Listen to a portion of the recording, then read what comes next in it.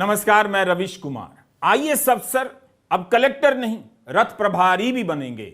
घुटने टेकते टेकते अफसरों ने अपने लिए यह जो हासिल किया है वह सिविल सेवा परीक्षा के महत्व को आसमान में ले जाता है।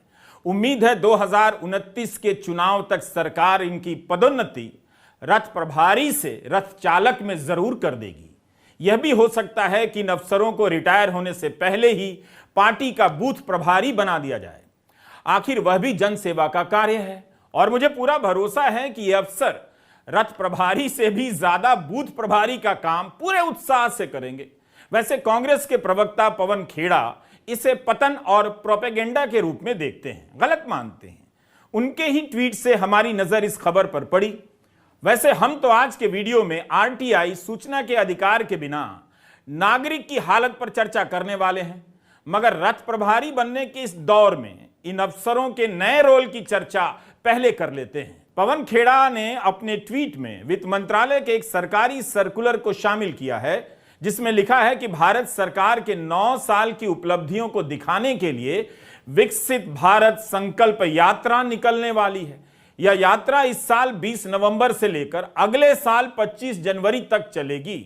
इसकी तैयारी के लिए, निगरानी के लिए तय हुआ है कि ज्वाइंट सेक्रेटरी, निदेशक और उप सचिव स्तर के अधिकारी को रथ प्रभारी बनाया जाएगा। पवन खेड़ा ने इस सर्कुलर को ट्विटर पर आईएएस अफसरों के संगठन के ट्विटर हैंडल से भी जोड़ दिया है ताकि वे देख लें। पवन खेड़ा ने एक सवाल किया है कि सिविल सेवा के अफसर को सरकार का प्रोपेगेंडा करने का काम कैसे दिया जा सकता है, खासकर तब जब सरकार चुनाव में जाने वाली हो। आईएएस अफसर अब रथ प्रभारी होंगे। अब कुछ समझ में आया आपको इस देश में क्या होने जा रहा है? पिछले दिनों एक और खबर आई थी, रक्षा मंत्रालय 9 शहरों में 822 सेल्फी पॉइंट बनाएगा ताकि सरकार की योजना का प्रचार हो सके। सेना की तीनों इकाइयों, डीआरडीओ, बॉर्डर रोड ऑर्गेनाइजेशन, सैनिक स्कूल, सभी को सेल्फी पॉइंट बनाने का काम दिया गया है। इसमें प्रधानमंत्री मोदी की तस्वीर अनिवार्य रूप से होगी। तो सरकार सूचना नहीं देगी, केवल योजनाओं का प्रचार करेगी। योजनाओं का प्रचार ही केवल सूचना नहीं है। जब सेना प्रचार के काम में लगाई जा रही है, आईएएस अफसर इस काम में लगाए जा रहे हैं, रथ प्रभारी बनाए जा रहे हैं, तब सरकार आपको किस काम में लगा देगी, इस पर भी विचार करते रहिए। भारत सरकार में जो प्रधानमंत्री हैं, भारत जोड़ो यात्रा से इतने विचलित हैं कि अब एक भारत संकल्प यात्रा के बारे में चर्चा चल रही। चर्चा नहीं, कार्यक्रम बन गया है। आप करिए अपनी भारत संकल्प यात्रा। राजनीतिक कार्यक्रम है, चुनाव घोषित होने ही वाले हैं, 4-5-6 महीने बचे हैं चुनावों में।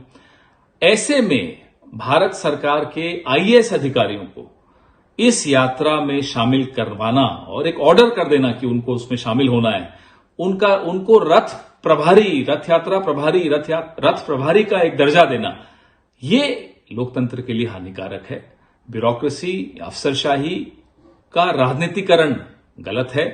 आप सेना के आला अधिकारियों को, सैनिकों को भी अब अपने प्रचार में लगा रहे हैं। अब आप आईएएस अफसरों के joint secretary government of India, इन लोगों को आप अपने प्रचार में लगा रहे हैं, ये गलत है। मुझे लगता है इसका संज्ञान आईएएस एसोसिएशन को लेना चाहिए और अपना विरोध दर्ज करना चाहिए प्रधानमंत्री के साथ, क्योंकि इस तरह से राजनीतिकरण अफसरशाही का कभी पहले हुआ नहीं और आगे होना भी नहीं चाहिए। सूचना और योजना में बहुत अंतर होता है।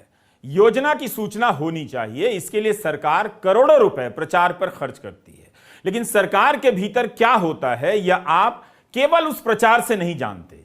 इसके लिए दूसरी तरह की सूचनाओं की जरूरत होती है। अगर सही से सूचना ना मिले तो आपकी क्या हालत होने वाली है, क्या आपने कभी सोचा है? कई लोग इस सवाल को लेकर बहुत लापरवाह रहते हैं।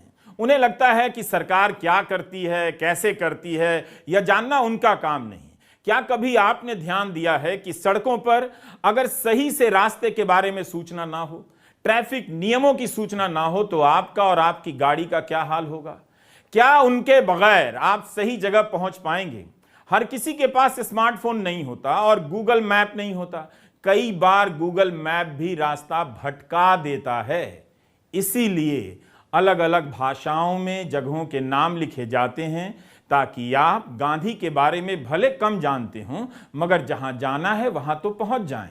अलग अलग भाषाओं में सूचनाएं देने के अलावा संकेतों और चित्रों का भी सहारा लिया जाता है ताकि आपकी मंजिल का रास्ता किस तरफ जाता है आपको पता चल जाए।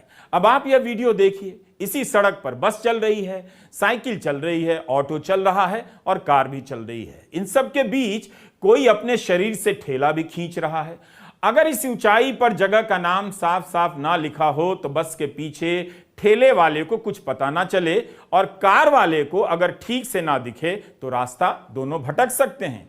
एक गलत साइन बोर्ड हर किसी को अलग अलग दिशाओं में भटका सकता है। हम कहानी नहीं बना रहे हैं बल्कि इस कहानी से आपको बता रहे हैं कि सूचना और सूचना का अधिकार आपके लिए बहुत जरूरी है। सूचनाएं सही से मिलें इसके लिए एक व्यवस्था का होना जरूरी है।